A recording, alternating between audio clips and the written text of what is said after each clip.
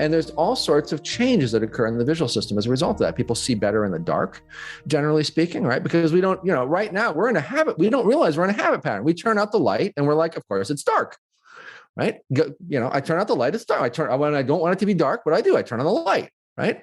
But if you don't have that sense, if really that goes away at a very deep level, everything is just self-luminous to varying degrees at any given time. Yes. And it turns out you're able to function much better in the dark because it's not dark to you. It's still self-luminous. It's just the lower amount of self-luminosity. And people stop, running into stuff in the middle of the night when they get up to pee.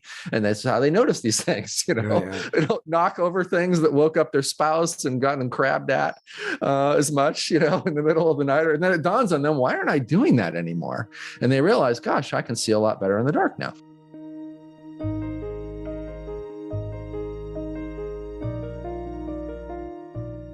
Welcome to Letting Go and the Greatest Secret, where we explore the end of your suffering and the beginning of lasting happiness. I'm Hale Dwoskin, and today I'll be joined by Dr. Jeffery A. Martin. Jeffery Martin is a social scientist, technologist, and entrepreneur who specializes in advancing personal transformation. For over a decade, Jeffery has conducted the largest international study of fundamental well-being, or higher states of consciousness, known as enlightenment and non-duality. His work helps people obtain profound psychological benefits in a rapid, secular, reliable, and safe way. Jeffery has authored many books, including The Finders, which explores how to make the shift into fundamental well-being.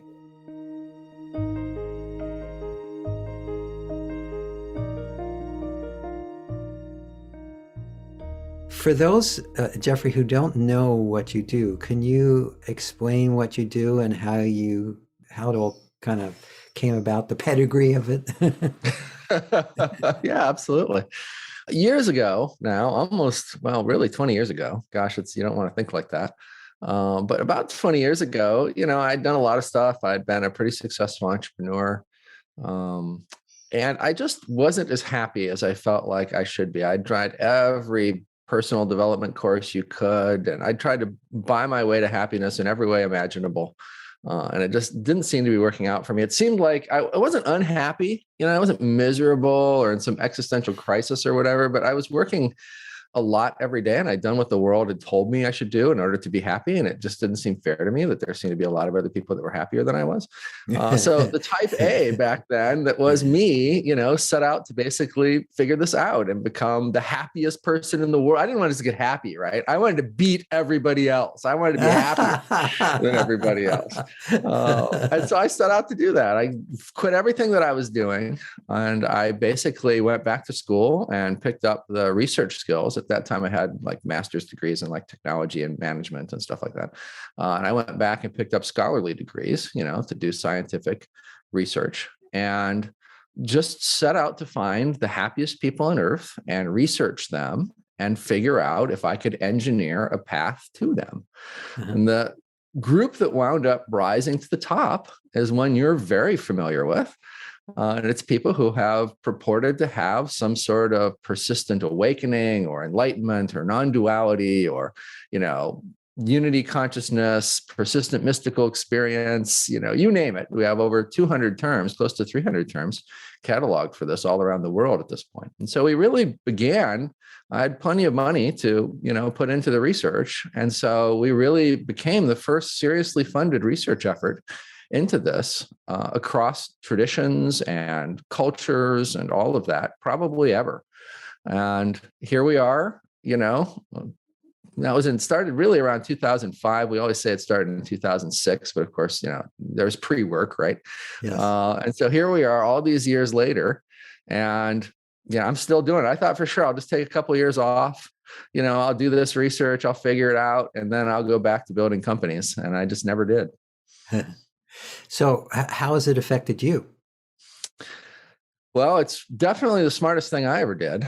It's paid off in spades for me. We wound up really creating the first cross-cultural and pan-tradition psychological map of this territory. We did that more or less to figure out how to do neuroscience on it, like EEG and fMRI and things like that. People often, they'll watch like 60 Minutes or they'll watch some show and there'll be some cameraman shooting over the shoulder of some, neuroscientist. And that person will be like scanning through the brain. And it looks like, oh, you just take a picture of the whole brain and this magic information falls out of it, but it's not like that. When you're trying to figure something out about what's going on in someone's brain, you have to devise really clever experiments long before you do the imaging and incorporate that into the measurement. And so it takes 5 to 7 years to just figure out what and how you're going to measure the thing that you're trying to get at if you're in a very novel area. And so in those 5 to 7 years for us, what we did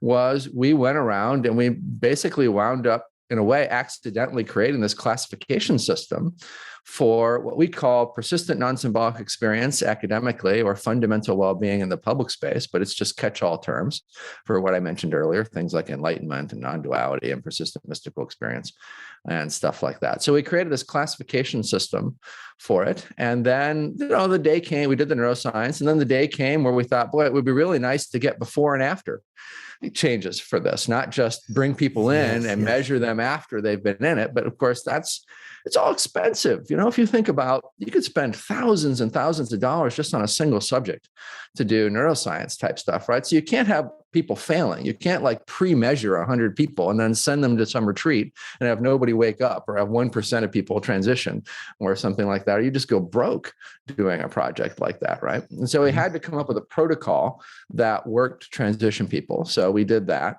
And then we were able to measure before and after.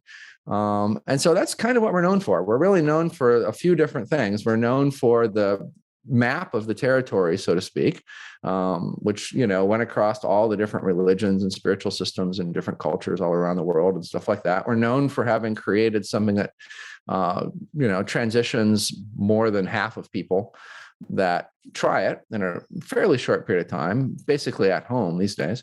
And we're known for then studying the changes in those people over time. So what happens after you transition to fundamental well-being?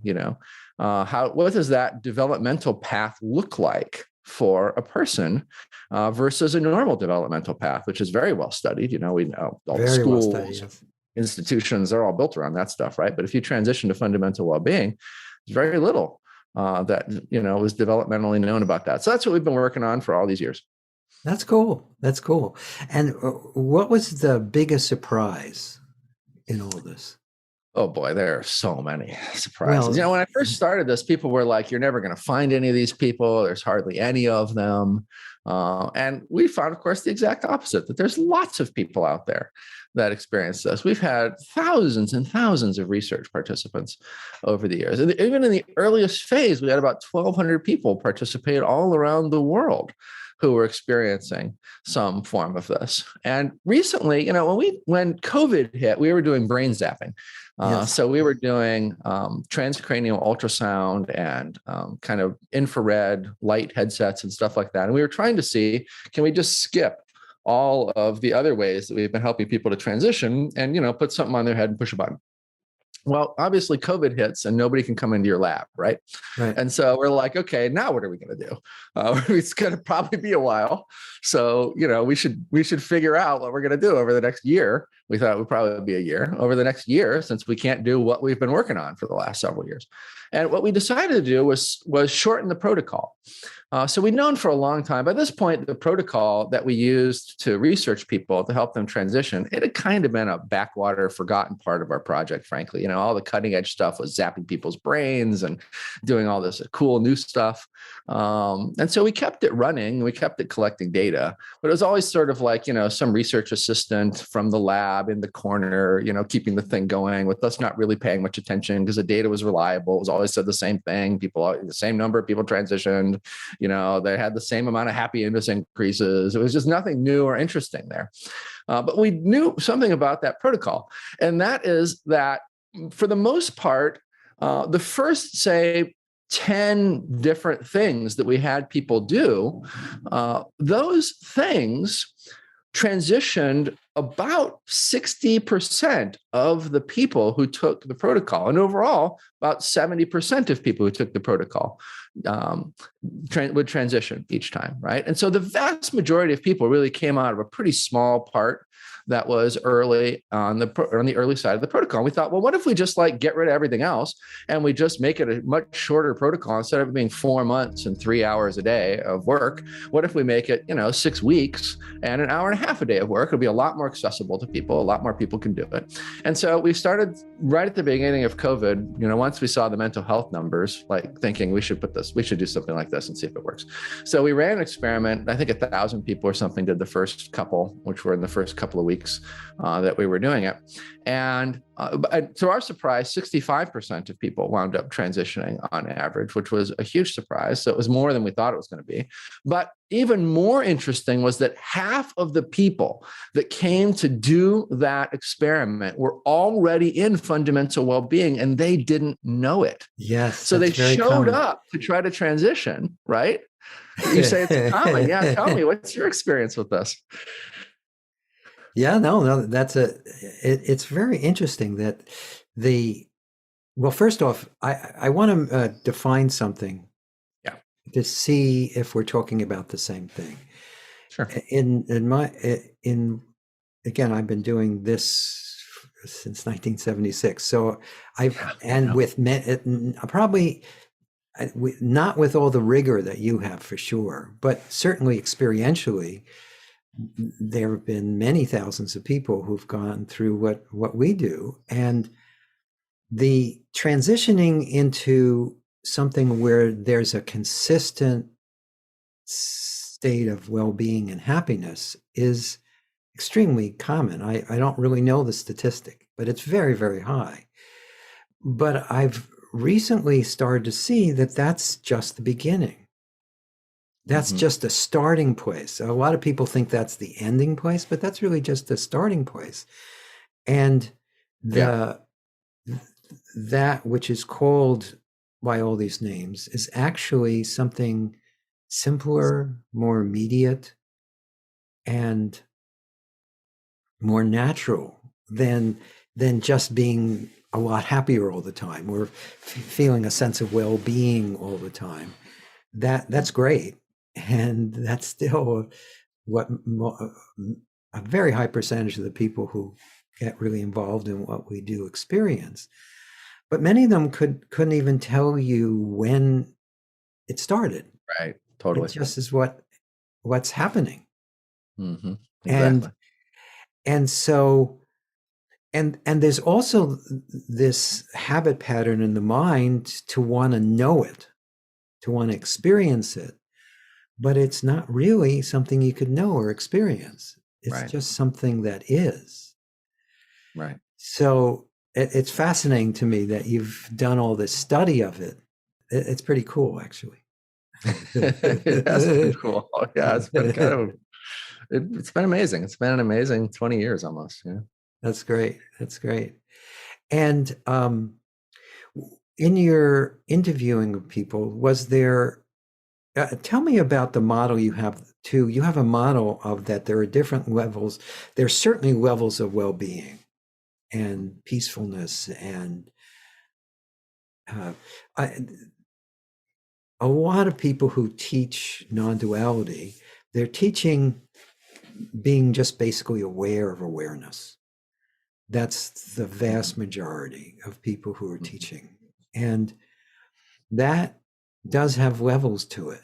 But it's still a personal experience. There's still someone there having the experience. Mm-hmm. When that drops away, all the benchmarks disappear. And so first off, have you studied the people who well, actually most, I don't know, the people from Tony's lineage, it's not real lineage even, but you know what I mean? The non-dual speakers, have you studied any of them or no?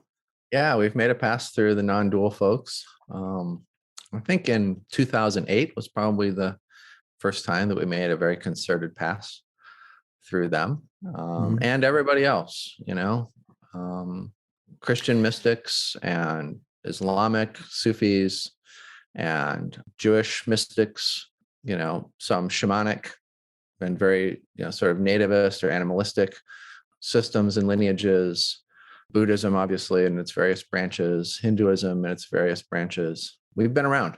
Yes, but again, there's a when you talk about non-duality, there's a vast group of people who talk about non-duality Hmm. as And whole religions. and whole religions, actually, yes, well, at least parts of whole religions. Yeah.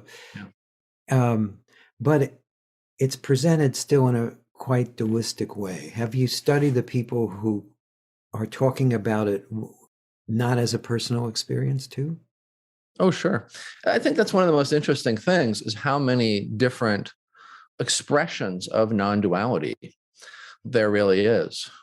So if we look at our sort of our classification system, if you will. Mhm. um, Yeah, talk about that, because you've mentioned it a few times, yeah, and it's probably helpful to have a you're common assuming language. everybody Right. listening It's knows true. what it is. Why don't you tell us what Right. that is? Yeah, sure. Of course. So we have, these days it's a two-axis system primarily. And Mhm. so there's an axis, you think of the x-axis and a y-axis. The x-axis is the first thing that we really released, because almost nobody seemed to know about it. Mhm. And it's really relates to rewiring that happens in the brain. So when you hear spiritual teachers say things like, "Oh, it's always like this," there's nothing to realize. Well, it's not always like this. It really does relate to changes in your brain, and rewiring in Mhm. your brain. So the x-axis are different types you can think of fundamental well-being, and we can go through those. And then the y-axis is essentially layers of depth within a given type of fundamental well-being. And so the x-axis, we call them locations along a continuum. So for a long time, we just talked about a continuum, not a matrix, because we were just Mhm. trying to get people to sort of absorb one concept at a time, and they didn't know about this one at all, it seemed like. So it seemed like the place where sort of ethically we should start in Yes. terms of information dissemination. Yes. Yes. Um, and so we talked a lot about the continuum of fundamental well-being. And that has quite a number of different types of fundamental well-being on it. So we called them locations along a continuum because we did not really like the idea of hierarchies, of thinking of as one being further or better or Right. whatever Right. than another one. Like many systems prefer levels and things like that, but we were trying to get around the levels thing. And so we thought, well, we'll just make a continuum with different spots on it. Right. Now, there is a progression to them for sure, right? We could have called them levels if we really wanted to. We just wanted to have people think about them in a slightly different way than they had, than maybe they were traditionally trained to Sure. in the spiritual space, Yes. So the first location is often overlooked by everyone. And it's really the starting point of fundamental well-being. And it's basically a change deep down, a rewiring in your nervous system, deep down towards a sense that everything is somehow fundamentally okay.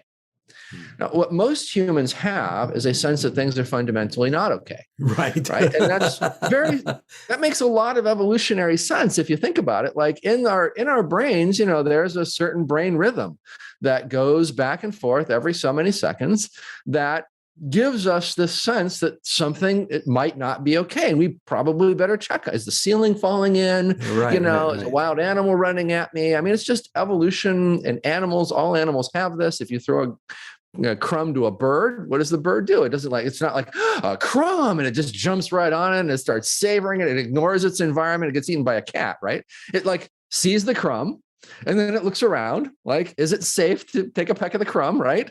And then when it's convinced that it's safe to look to peck the crumb, right? Pecks at the crumb. And then it looks around again while it's chewing the crumb, right? Is anything going to kill me? Nope, I'm still safe, right? And this is just stuff that's wired into us as animals. The thing that seemed to really significantly change in people that had transitioned to fundamental well-being, even at this most basic level in location one, as we call it, was the sense that somehow in this moment, instead of something probably being wrong, right? And having all of the fear and nervousness and worry and all of these other things that come out of that. Instead, there's this sense deep down that everything is somehow okay. Now, that doesn't mean in location one, which is a shallow form of fundamental well-being, that if your wife or husband comes home and says, I'm leaving you, I'm taking everything, I'm taking the kids, that you're not like having all sorts of, positive and negative emotions going on at a more shallow level of your system. It can seem like, oh, wow, this is not good. And you can have a lot of fear come up, and you can have a lot of triggers and psychological survival stuff and whatever come up. But if you can stop yourself in the middle of all of that and look down very deep inside yourself, paradoxically, at the same time, there is this sense that somehow everything still seems okay. And that might not make any sense given what's going on in your life at that moment, but it's still there deep down, right? And so that's the big change. There are other changes that happen with location one. Oftentimes the mind will begin the process of getting quieter. It's mostly self-referential thoughts that are quieting down. So thoughts about yourself, basically, which are for most people, like, 90+% of their thoughts are about themselves. Yeah. And so, so those for most people, for most of us, we're even when we're watching the news, it's about us. Oh, totally. Yeah, absolutely. It's everything. All those thoughts are about us, right? Yes. And that all comes from something could be wrong in this moment. Got to evaluate, got to constantly evaluate it in relation to us, right? Yeah. It can be something as simple as, gosh, should I have worn the blue jacket? Maybe Hale is more relaxed and casual. Maybe I shouldn't have worn a jacket. Or maybe blue, maybe he has to think against blue. What if Hale hates blue? Oh my, or somebody's watching that's really important that's watching this podcast hates blue. Oh my God, I could just turn them all off. Right? And so there's all these neurotic thoughts that are going on in people's heads over silly stuff, right? Yes. Oftentimes. And that just basically starts the process of tamping down. There's psychological triggers, of course, that we all have. Nobody knows how to press those better than, parents or a spouse or something like that. Sure. And so, they go to press those buttons and they don't quite work as well as they used to work. They press the button and they might get a reaction, but it's less of a reaction. You might notice that there's a reaction, but that it falls off much more rapidly than it's ever fallen off before. So there are changes like this that occur. You can have a sense that you're, larger than your body, that you're not just maybe confined to your body, which can seem a little strange. You're not quite sure what to make of that. There's all sorts of different things that go along with location one. Location two is where non-duality first enters the picture. It's kind of a non-duality light, but it's actually the form of non-duality that most of the teachers that you're talking about are referring to. Right. And so we do a perceptual test for this, and we just ask people, to do one of a couple of things. People that are listening to this can do it right now to see if they've maybe missed the fact that they're non-dual, because a lot of people actually have. So a very simple test for this is you can just close your eyes, sort of, and then open your eyes. And when you open your eyes, ask yourself, how am I seeing? How is sort of the visual world appearing to me? When I open my eyes, is it all just sort of showing up? It's all just here. Now, I'm not saying it has to be like there's a process. Oh, I see it fading in. I see it showing up, right? There's a magical process where I see the world materializing. Nothing like that. Is it all just here? When you open your eyes, is it all just here? Or does it feel like there's something in your head somewhere? I don't care where. It can be behind the eyes, back of the head, center of the head, top of the head. I don't care where it is. But there's something in your head and it's looking out. It feels like it's looking out your eyes. And it's clearly here. And what it's looking at is clearly out there. If you answer the second one, you're not experiencing non-duality. But if you answer the first one, you're experiencing some form, could be light, could be very deep, of non-duality. We can do the same thing with hearing, whether there's a hearer or whether all sounds are just sort of showing up. And so these very simple perceptual tests that we've learned to do over the years can help people to figure out whether they're experiencing non-duality or they're not experiencing non-duality, because it's fundamentally easily detectable at a perceptual level. It doesn't have to be mystical or magical or anything. Yeah, I mean, none of this really is mystical or magical. It's just what is. Yeah. Exactly. And so that's the big hallmark of a transition to location 2 or being in location 2. And you can land in any of the first 4 locations. So you can go from at consciousness right to location 1 or 2 or 3 or 4. You don't have to go through some sort of progression. Yes. We've never met anybody who's landed in location 5 or later. So it does seem to be something about people landing primarily in the first 4 categories of the experience. Your thoughts, the self-referential thoughts, they're even less in location 2 than location 1. The triggers less in location 2 than location 1. There's other changes like that do seem to be a progression of some kind. If you're very deep in location 2, you'll probably have either very little emotion, or you might just have a very positive emotional state. And then location 3 is really sort of the classic end of the Christian and Abrahamic and some Buddhist and not too much on the Hindu side, a little bit on the Hindu side traditions, where there's a single emotion, actually. It's kind of like a meta emotion that is comprised of 3 things. It's comprised of an impersonal love, an impersonal joy, and an impersonal sense of compassion. And at any given point, one of those is more forward. So you're not experiencing them all equally at the same time necessarily. You might feel like it's 90% the impersonal love, but the others are still there. The others have to be there for you to be in this location. There might be other ones that are mixed in. They're culturally programmed or programmed by your religion or spiritual system or something, that are extras. But those 3 are going to be there. You feel like there's a sense of union with something. Now, you might have a divine version of this, or you might have a panpsychist version of this. If you have a divine version of this, then you feel like there's a union with the divine. If you have a panpsychist version of this, and you feel like there's kind of a union with sort of an all-pervading consciousness, if you will. Location 3 is actually dual again. It's very subtly dual. Yes. Because you can't be in union with something that, right. You're still two. Right? Still 2 things, right? It's you and something you're in union with. Right. And then location 4, and of course you still have this further diminishing and self-referential thoughts, and you have an absence of personal emotion really at that point, and it's only impersonal, and that type of thing. Location 4, you have a complete loss of emotion, even love and things like that. They're all completely gone. You have an absence of agency. There's no sense of agency. There's no sense of the divine or no panpsychist sense. There's no sense of agency. I mean, there's literally no sense that you can do anything or make a decision. It just feels like things are synchronistically unfolding. You're as surprised at what's coming out of your mouth as anybody else.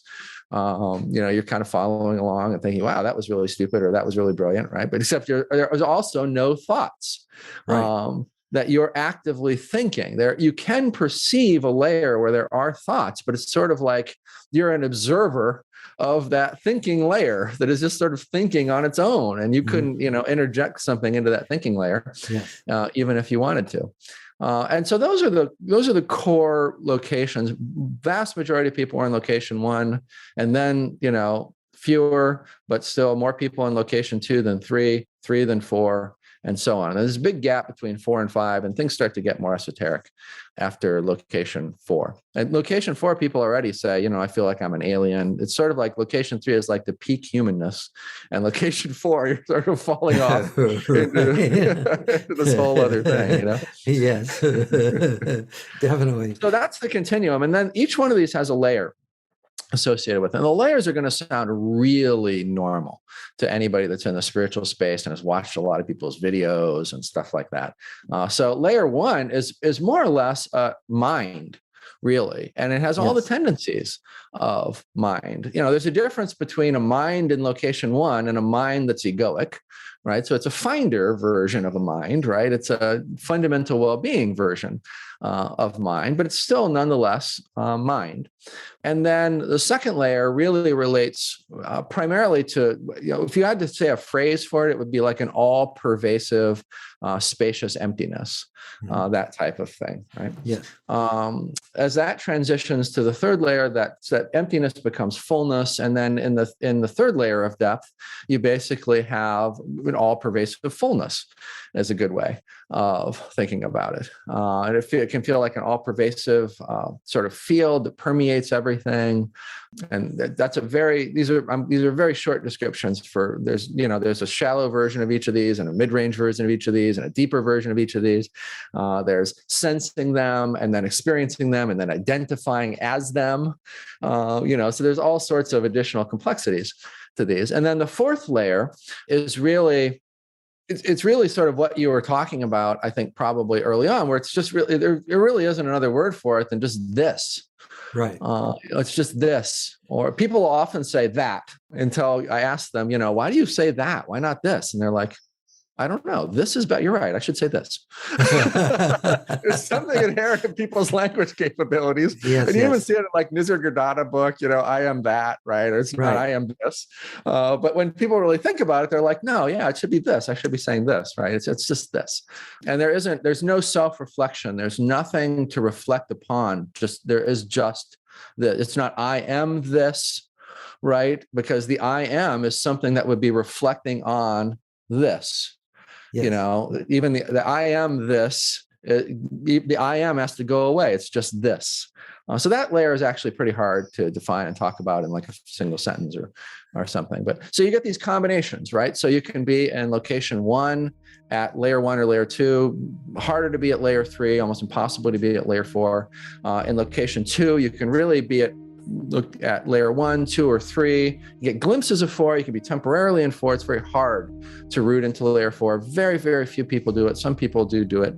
And that's the traditional non-dual world. If you go to, the Science of Non-Duality conference and listen to those speakers, or you just, you immerse yourself sort of in the non-dual world. Basically, they're talking about location 2, and they're talking about climbing the layers. Basically, what they're fighting about is whether layer 3 is the right one or layer 2 is the right one. And they don't know anything about, location 3 or, location 5 or whatever. Occasionally a location 4 person will sneak into that type of conference, or a location 3 person. They'll kind of be a pariah, like everybody else is. Yeah, especially location 4. I remember seeing Gary Weber speak there one time. He did this whole talk about location 4, and everybody was just sort of like, what is this guy talking about? He just went back to his hotel room alone. He wasn't swamped by people like the other speakers. It was really interesting. Okay, so basically that's the story. You've got these combinations of X and Y axis, and they give you these different experiences of fundamental well-being. Sure. You can experience more than one layer at a time. You can integrate all of the layers even and have a non-dominant layer type of perception. You can be fluid, so you can hop from, most people like from traditional systems, it's all about like rooting into the deepest place that you can get to or something like that. But you can actually be very fluid, and you can have your system hop around and be optimized. So, like right now with you, it's probably best if I'm not in location 19, right? Because I wouldn't be talking much. And so, it's more appropriate that I be down somewhere in location 2, right? So good to have a flexible system that can hop around these things for life. Right. Anyway, so that's a story. Yes. So what's beyond 4? So beyond 4, you said the first 4 are ones that people can find themselves in, and I would assume with or without any kind of process or practice or anything. It's just what is. Yeah, it can certainly just happen to people in a random. I tell you, I think more people wake up actually from suicidal depression than probably anything else. Right. And that's tragic in a way. It's a very small number of people who the razor blade is right at their wrist, right? Right. And then boom, suddenly they have a transition. I mean, there's some famous ones of those. You could probably say Eckhart Tolle is one of those. Yeah, I would say other ones that are very well known. Yeah. Even though there's so few people that happens to, and we should not condone suicidal depression in any way. And if anyone is listening to this and they're suicidally depressed, we're not endorsing suicide as a path to awakening or anything like that, right? Just to be very clear on this podcast. Nonetheless, a small number of people wind up like Tolle, and there's just so many people that are massively depressed. There's way more of those people than there are who are actually trying to wake up. Absolutely. I think, you just wind up as just the outcome of a numbers game, with that being the path for probably humanity at the current moment to transition to fundamental well-being more so than anything else. That's true. The vast majority of people on the earth are probably in apathy, grief, and fear. That's the vast majority. I would say 98%. It's tragic. Yeah. That's really tragic. Yeah. There's something about the self-objectification that occurs, we think, in the suicidal depression that enables a small percentage to transition. If you think about, you have to really sort of isolate and be willing to operate on yourself to kill it. And so in some sense, it's a powerful tool of self-objectification that people can sort of accidentally fall into. Again, not recommended. Right. Not a reliable path. More reliable that you're going to go the other way, Right, just right. die. Right. So definitely not worth that risk. Yeah. So what's level 5? Location 5, the hallmark of location 5 is, it's okay, everybody does that. The hallmark of location 5 is between 4 and 5, there's kind of a fork in the road. And what happens in location 4, when someone first transitions to location 4, is usually it's a mix of the top part of layer 3, which is that kind of all pervasive field thing, and layer 4, which is this, right? And what happens over the course of their early time in that is their system goes through a deepening where layer 3 generally falls away, and they just sort of deeply root themselves in layer 4. And so they just have a deep sort of layer 4 experience. And that's the first place where really layer 4 is the home layer, you could say, of location 4. Layer 3 is really the home layer of location 3. Layer 1 and 2 are home layers, 2 more than 1, but it can also be 1 in location 2. And really layer 1 is the home layer of layer 1. And so when you get to location 4, you have this process that takes place, and you sort of deepen into layer 4. And then after location 4, one of a few things happens in location 4. Either people reject it. Their system just is like, this is, where's the love for my child? They're convinced something has gone wrong, and they kind of pull themselves out of it, either all the way out of fundamental well-being or into earlier forms of it. Mm-hmm. Or they just, maybe they're like a Kashmir Shaivist or something, and they're like, this is everything I've ever read about. I'm staying here, right? I've made it. I'm rooting in here, right? And then some people accurately also detect that this is kind of a transitional place and that they can go further. So there's 2 different paths further. There's a single path up to that point. After that path, there's 2 different paths. We call them the path of freedom and the path of humanity. The path of freedom continues to look a lot like location 4. So it continues with no agency, no emotion, all of no sense of the divine, all that type of stuff, right? No thoughts, essentially, no self-referential thoughts. You can still think, obviously, you can still plan, whatever else, still planning that happens and whatnot. You don't necessarily feel like you might be planning, but planning is still happening. Those types of thoughts are still there, but the self-referential thoughts are largely fallen away. Yes. So that would be the path of freedom, sort of a more pure location 4 type expression continued on and deepening. The path of humanity brings back in part of layer 3. And we see this especially in the West. When people, get to location 4 and there's no love, if they have a very strong belief in love, or it's just too alien, it's too not human for them, then they can kind of bring a little bit of layer 3 back in and yet still move further on the continuum. And when they do that, we say that they go onto the path of humanity, right? Because in a way, they're kind of returning to some sense of humanness, right? Nothing like it would have been in location 3 or something like that. But, at least it's not like totally devoid of, everything. Mm-hmm. And so the path of humanity doesn't go very far, because the later locations really rely on increasingly rooting deeper and deeper into layer 4, and even some layers that are beyond layer 4.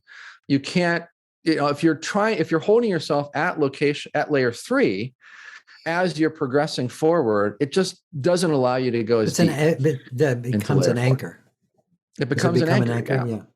And so you can go to 5 and 6, but you really can't get to location 7, 8, 9, so on. Whereas on the path of freedom, you can. So the hallmark that we look for at location 6 is actually a change in the visual system. Now, if you know anything about the brain, a lot of the brain is involved in the visual system in some way. Yes. And so it's not surprising that as you're going through each one of these locations, you can be in location 2, right? And be completely convinced that and you listen to these non-dual teachers, they are, right? They're completely convinced that there is no ego left. There's nothing, there's no individualized sense of self left. It's all just non-duality. They don't know they're in non-dual light, right? Let's say they then transition to location 4. Well, during that transition, like this whole piece of their individualized sense of self that was hidden from them becomes revealed and falls away, right? And they're very much like, whoa, like where did that come from, right? I thought I was done. I was maxed out in this non-dual thing. And now I realize I wasn't even close. Before you get to that, thing keeps happening. So isn't that one of the places that people get caught? They think they've arrived somewhere. Absolutely. If there's someone who thinks they've arrived somewhere, that's a telltale sign that you have not. And exactly.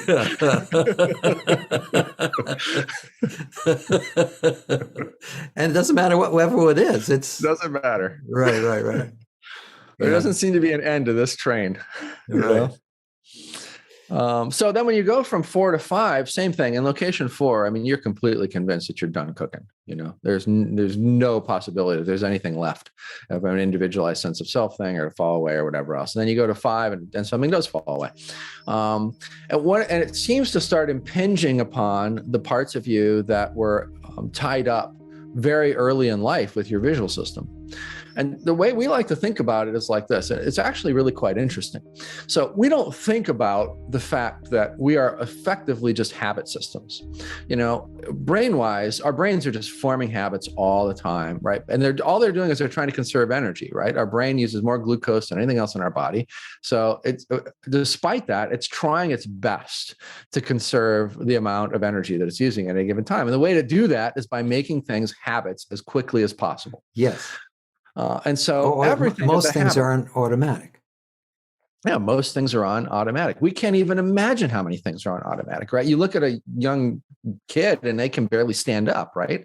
And we're able to stand on balance boards and, surf and stuff, right? I mean, like the difference between those two and the amount of things that have become habituated to go from A to B is just way more than we could ever list or imagine. And then we just take it all for granted. One of the things that we seem to take for granted is causality of light. And so, we've just learned over the years that when we turn out the light, the room gets dark. Oh, the light bounces off there's a light source, it bounces off the wall. That's how light works. If you don't have that causality of light deep in your system as a habit, it turns out that everything just sort of looks self-luminous, right? If you today forgot that it's light bouncing off stuff that makes something able to be seen, and that just goes away in your knowledge base, and you look at something, you would just assume the light is emanating from the object.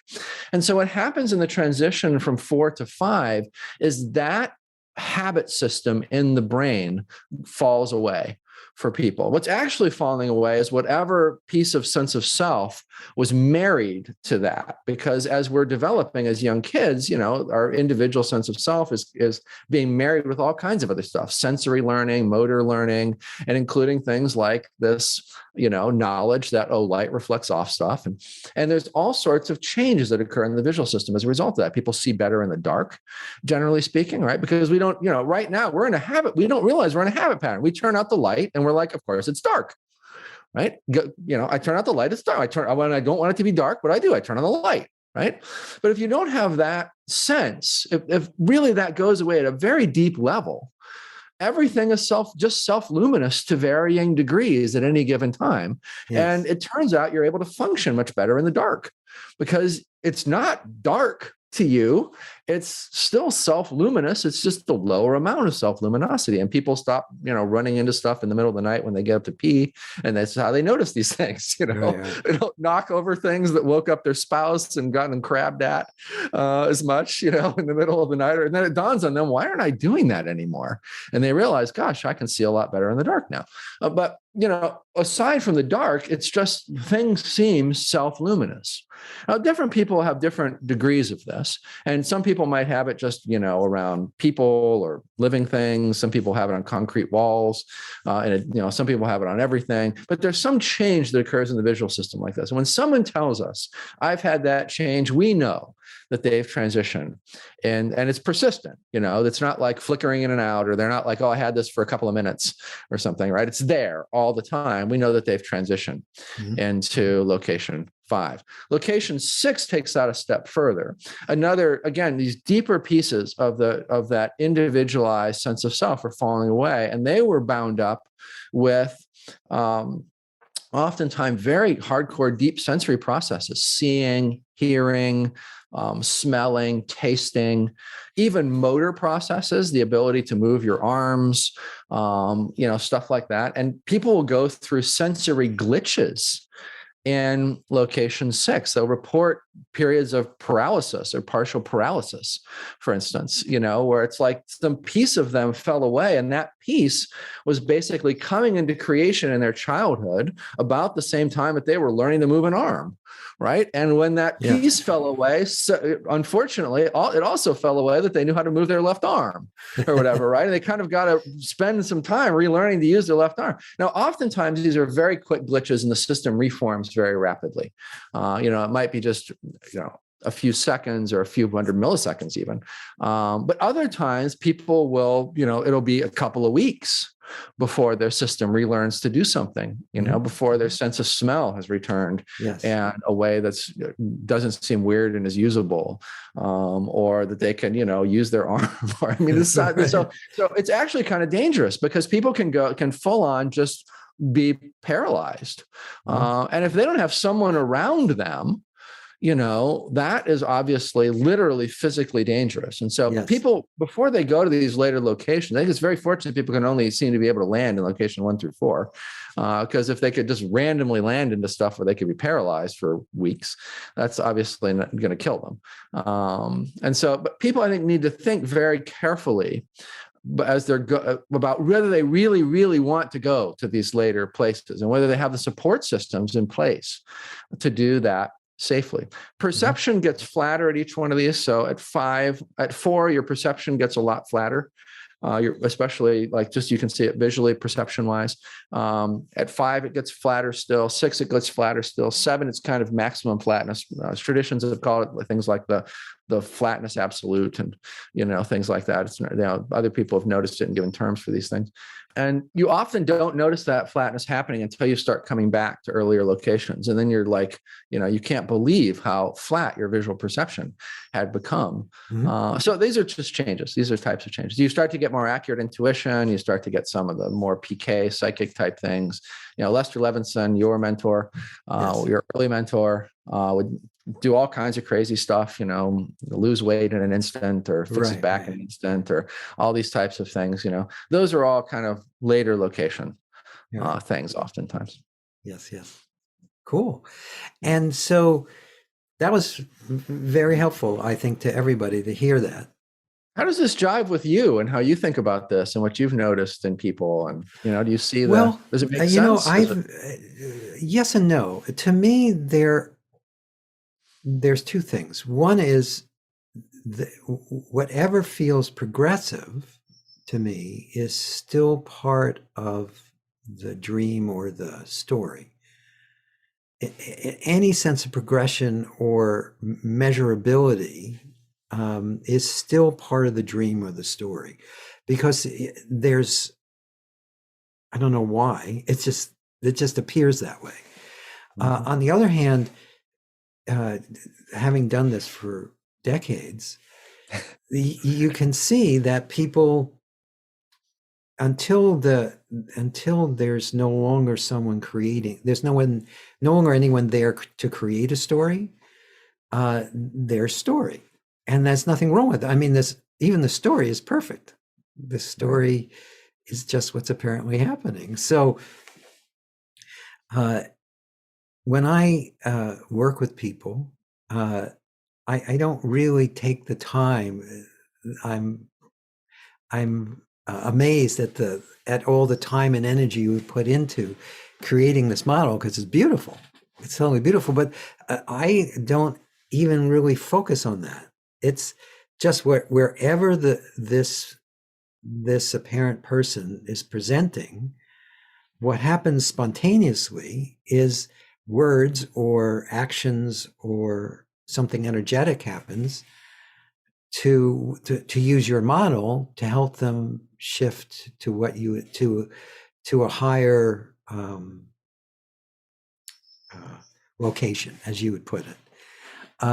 And with me, it's completely spontaneous. I don't even most of the time know what I'm doing, because it doesn't feel like I'm doing anything. That's just what happens. Right. And it definitely feels like for most people who come to me, at least, they're pretty consistently at very quickly, pretty consistently at level 1 through 3. And there's a small percentage that are consistently at location 4, but that's a much smaller percentage. And in fact, the more I've been talking about what you call location 4, the less people are that excited about it. For sure. Yeah. We get that too, for sure. And I was, for a while I taught mostly just about what you call the first 3 locations, and people were pretty enthusiastic about all of that.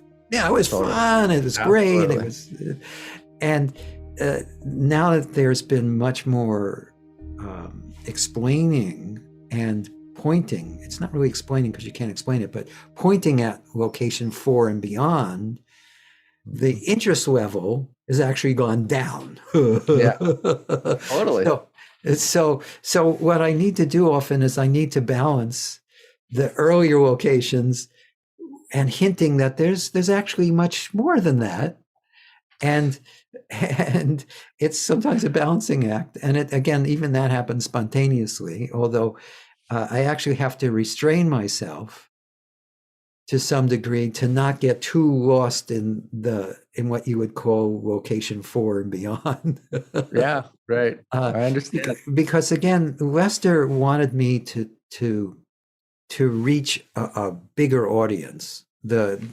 Generally, it's a very small subset of people who are interested in location 4 and beyond. Yeah. Even most of the people on the spiritual path, they're not really interested in that. No. And in fact, they're scared of it often. Oh, yes, often. And it can prevent them from deepening. If they know about it, sometimes it can prevent them from deepening further, even in 1 through 3. Yes. Because they're worried, like, what if I accidentally slip over into that horrible sounding 4 thing? No emotions. Oh, well. My God. But what's interesting?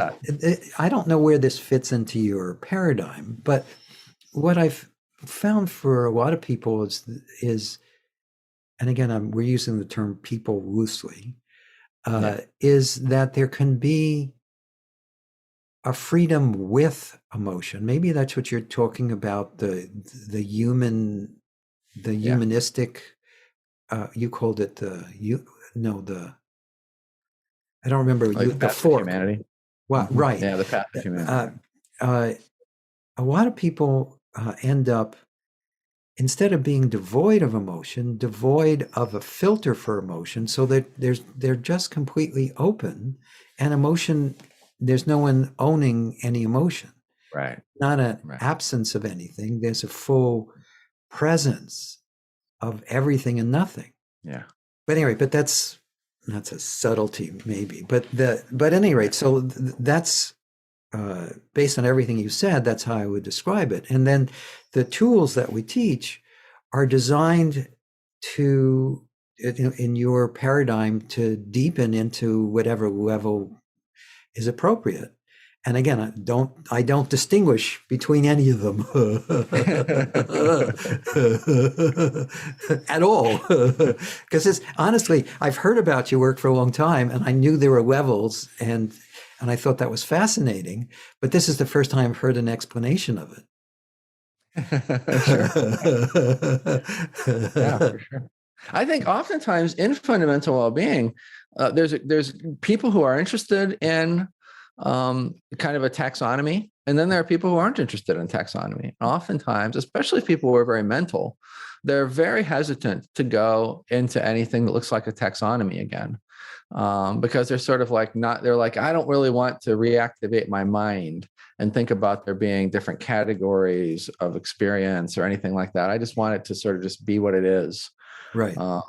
And so that's a subgroup, two subgroupings that we see within the people who are interested in Yes. this type of thing. Yes. Yes. Yes. So what's been your, after doing this for 20 years, Yeah. what's been happening there? Sure. So I obviously got into this completely selfishly, right? It was a completely selfish endeavor. I was just trying to make myself the happiest person alive, right? Yeah. Obviously, that type A person seems to be gone at this point. I don't really think like that anymore. Very early on, I noticed that there seemed to be, I would say, biases in the subject population. Mm-hmm. And it concerned me as a researcher. I began to feel very early on in the research a sense of obligation to the research itself. I realized that it hadn't really been done. I started to realize, nobody had really done it in any degree and whatever. And so I kind of a sense of responsibility took over. And I actually chose not to transition until I was at a point where I felt like the research data was solid enough that if I just, went crazy or I started telling everybody, look, location 5 or where it's at, everything else is not real, or something like that, that people would just, point to the data. They'd be like, okay, well, we'll just sort of roll Jeffrey into a corner, be nice to him, he's a very sweet person, and then just ignore everything that comes out of his mouth and look at the data.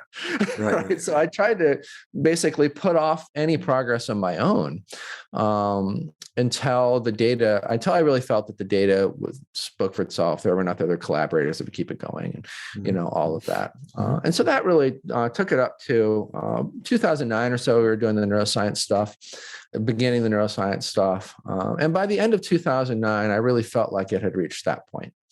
And so for me, I just then really just sort of just softened into it. I mean, I'd put up a bunch of walls to it to protect myself from sliding over into it, and just took down those walls basically and allowed myself to slide into it. And then, however many years later, location 2 and then 3 and then 4, and I've gone very far out at this point. So, yeah. Right. Good. And I'm mostly fluid. I did what most people that go to later locations do, which is, had my life fall apart because I wasn't able to really be, socially adept per se anymore, or whatever else. And, I've noticed in the research, other people have followed that same path where they've just kept going and going and going and going. And we all seem to think that we're going to be smarter than the other people, and that's not going to happen to us. But it did, of course. I didn't turn out to be smarter than anybody else and more capable than anybody else that followed that path or whatever. And my life just, went through some very hard times where people thought, I was crazy in a way, and all of that. And it hurt my reputation. And, I definitely didn't do much for me being good at investing money, and, keeping wealth built up and things like that. Right. And so eventually I just realized, enough people sort of talked some sense into me and got me to, look more objectively about where this was leading in my life and how it probably wasn't going to be good. And I reevaluated and I started to sort of turn back. And then I became fluid across I would say that was probably location 7 where that happens to most people. It's really where it happened to me. I'd been out to 8 and 9. But location 7 was really sort of a major turning point for me. I turned back and I worked more on fluidity and optimizing my life, trying to get my system to sort of be in an ideal spot within fundamental well-being for whatever I was doing in the moment. And then from more of a safe, more put together life again, place, started to explore, later locations in ways that made sense. Being sure to come back. And so I think we are a research project, and so I don't pretend to know what's right for anybody else. All we have is data and tendencies in the data and stuff like that. So I would just say right now that turned out to be what was the case for me. I was talking to some mutual friends of ours in Sedona yesterday. I don't know if we should say who it is because I'm going to tell a little story about them. And they're good about, they're really comfortable with where they're at. One of them is at location 3, for instance. They have no real desire to go and explore further later locations. Yes. Their life is wonderful. They're very happy with where they're at. They're spiritual teachers. That's very common. Impact that they want. In fact, most of the people out there teaching are like that. Yes. I'm fine if people want to stay at location 1. If location 1 is really what's best for someone's life and they're really happy there, it's great. We're not a pedal to the metal, or there's no right spot, or we don't have any of that. We just have tendencies in the data that we talk about. Yeah. Cool. So let's see. We actually went past where I thought the amount of time we were going to spend, but I thought this was really fun. So yeah, me too. This was great. You're fun to listen to, and I've never really heard it described the way you've described it. And cool. Again, the fun thing about this this whole exploration is that there isn't one right way. No. There is just what is, to quote you, exactly. And which is something I say a lot too. And it shows up differently in every body-mind mechanism. And at the same time, it's all just one unified energy. No matter what, that's just what's there. This boundless, timeless, spaceless beingness, and none of those terms do any justice to it. And it's been fascinating. When I started doing these podcasts, I was part of what I was trying to do is point out the commonality that we're all. Even if we're just trying to help someone make more money or have a better relationship, it's all beautiful. It's all just what is. And so this has been fun. This has been really fun. So do you have anything that you want to leave people with, or do you have a website you want to refer people to, or anything like that? Our research website is non-symbolic.org. One thing that people that listen, especially that listen to this podcast, might want to do is see if they're actually in fundamental well-being and don't know it. Right. Because, of course, the transition that happens reduces your self-referential thought. And even famous teachers have gone years without realizing that they transitioned, and earlier in their life, stuff like that. So I think people don't realize how common a phenomenon that really is. If they go to non-symbolic.org, it's not on the main page. I should probably put it on the main page, but somewhere there's a page that talks about how to figure out where you're at. And on that page, there's a survey that people can take. And it's going to be a very academically sound. It's not like, is your favorite color blue? Oh, great. You're a rainbow pony, right? It's like the question that I asked earlier, like, when you look out, does it seem like there's something in your head looking out? Or does it seem like everything is, it's real questions, but there's only like 10 or so questions. So it's a relatively short survey. People should really think about the answers to each one of those questions. And then at the end, it'll basically tell them where we think they're at based on this model. And so that could be, I think, a fun thing, for listeners. I think it's going to be a lot of people listening to this today who are in fundamental well-being who think they're still a seeker. Right. And that's just not a good thing, because if you think you're still trying to get through the door, the things you're doing are things people do to get through the door. Whereas if you're already through the door, you should be doing things that you should be doing if you're already through the door, like taking off your coat and hanging it up and settling in to the space that you find yourself in and things like that. Right. And so I think that's I think the most helpful thing probably that we could have people do, All right, cool.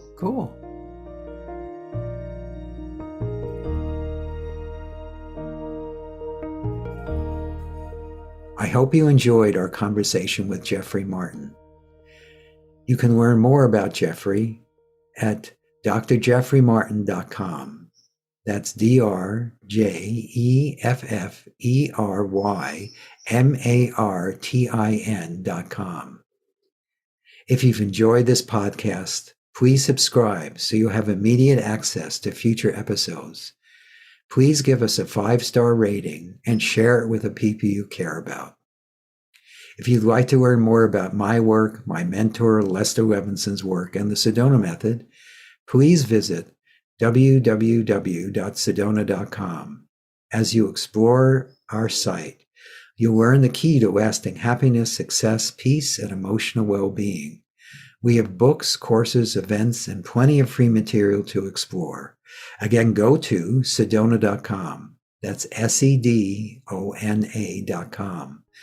Thank you for being here, and we'll catch you in the next episode of Letting Go and the Greatest Secret.